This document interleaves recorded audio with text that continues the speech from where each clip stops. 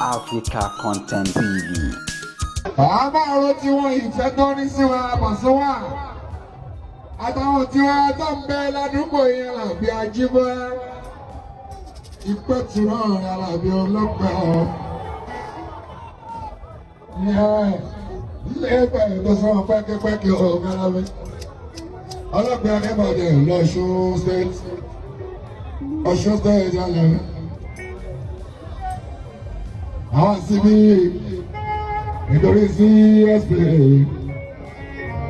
Chief Superintendent of Police Ọmọlọ́lá ní ìwọ̀pẹ̀ ọ̀lẹ́pẹ̀ fá.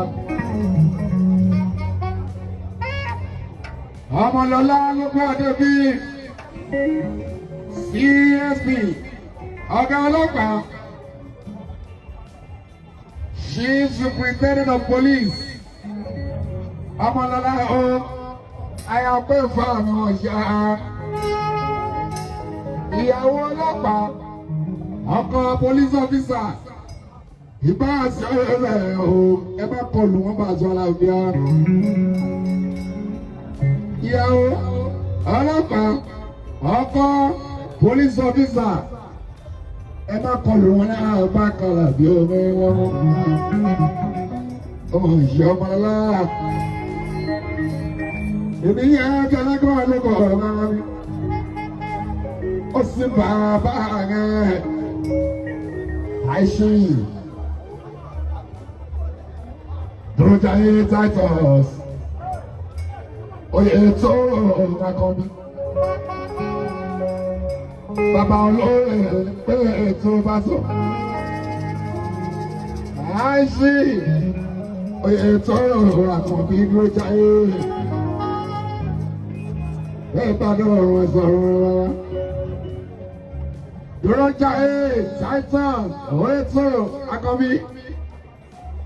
Gbogbo bí ẹ bá yíwọ́ lábàṣọ́ à, ọwọ́ tó lọ́wọ́ àbàṣọ́ Òjíbọ́lá ní ajẹ́. Iwájú dẹ́ lójú ìgbà àbàṣọ́ àti ìpòdà. Àti mọ̀ pé gbogbo ẹ̀yin tẹ́ fi sílẹ̀ kò ní bá àjẹ́ lápá lọ. Ẹ̀sìn orin kúnlẹ̀ àbákalà bí ó máa mi.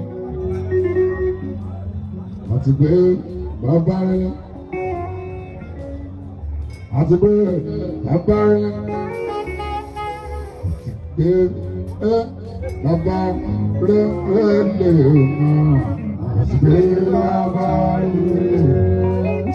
Àti pé bàbá rẹ̀. Àti pé bàbá rẹ̀.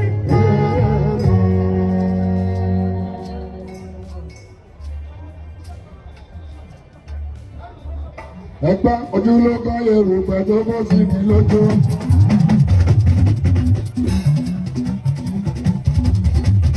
Ojúlógún Yorùbá tó bọ́ sí mi lójú. Kó pẹ́ bóyá gómìnà tójú ti mú ti gbogbo ara kí ló bá a dàgbọ́. Ọ̀rọ̀ àgbà ọ̀rọ̀ àgbà.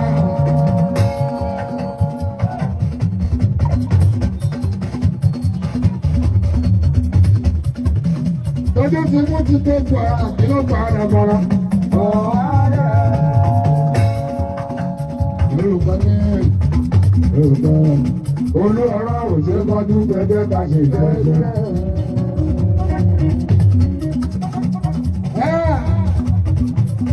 Ọlọ́pẹ́ àmọ́ ìyára bí ó kan kúta jí mọ́. Káńsù fún ìkí ara bí ó. Ọlẹ́ ìfòjì máa ṣe. Ṣé mo rúkọ tó pè bí èjì mọ́? Ìpè tó rọ̀ gbogbo. Kóòtù fún ọkùnrin rà àbákalà bí ó látẹ́. Ó tútù ìbíjú mọ́. Bí èmi àmúnífàṣẹ, ìyẹn ní pé ó tó òun ní òun ní bá tó. Ó tútù fún ọ nílé ìjìwá. Ìwà àti lára àbáta ọ̀pọ̀ ní gbogbo.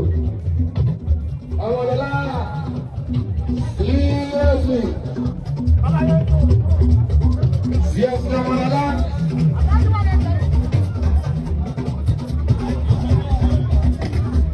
Agbẹ̀dẹ.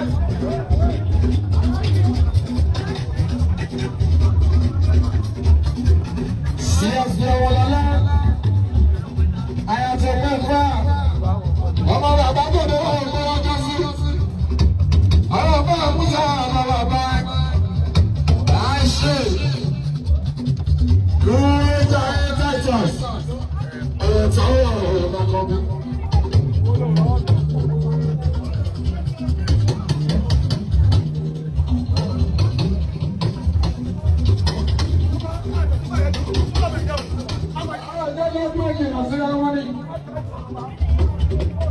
Èsè ẹni tí ò ní lọ.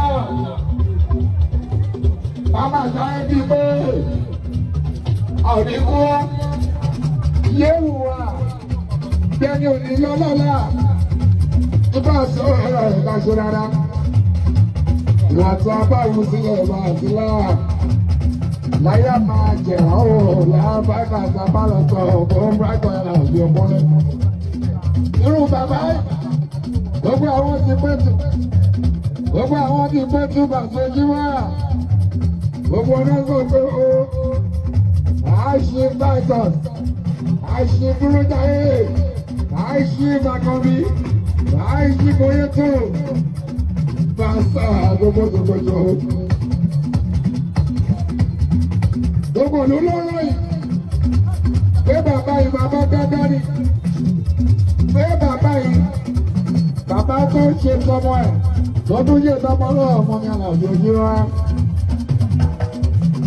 Àlàmú ẹ̀sọ́ ọ̀rẹ́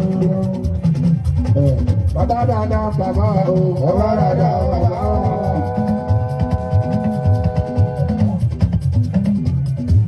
Bàbá dáadáa bàbá o bàbá dáadáa bàbá o.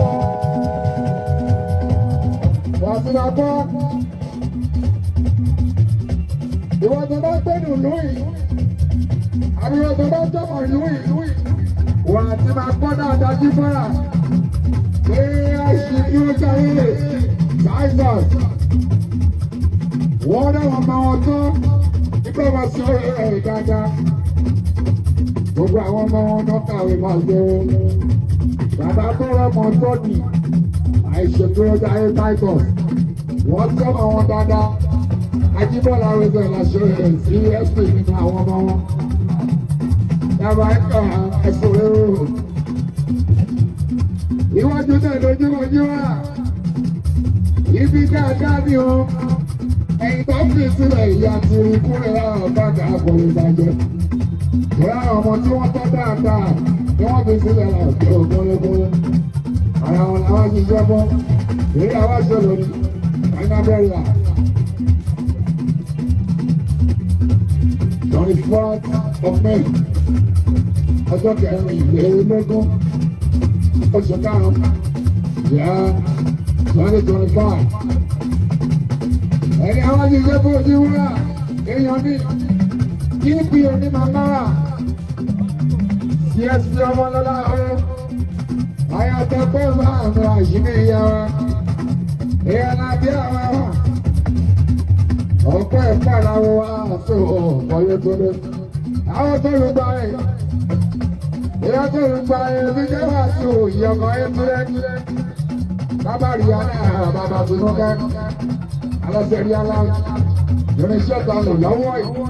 Wọ́n ló kó fún wa. Irinṣẹ́ rí àdìgbà tó ojú wa. Ṣẹ́ni pé mo ní sọ́ọ̀tì pẹ́. Ilé gbàngbàngbàngbàngbàng. Ilé tó yẹ. Irinṣẹ́ rí àdìgbà. Àdìgbànú sí lájọ́lẹ̀ báyé. Wọ́n náà lè wá láti ìbọn báwo. Ẹ̀dá kan ayé jẹ́kẹ̀ ìwọ̀lẹ̀ yóò yára. Ọjọ́ ni mo ṣe dún. Ọjọ́ ni mo ṣe dún. Gbàngbàngbàngbà. Ilé tó yẹ. Irinṣẹ́ rí àdìgbà.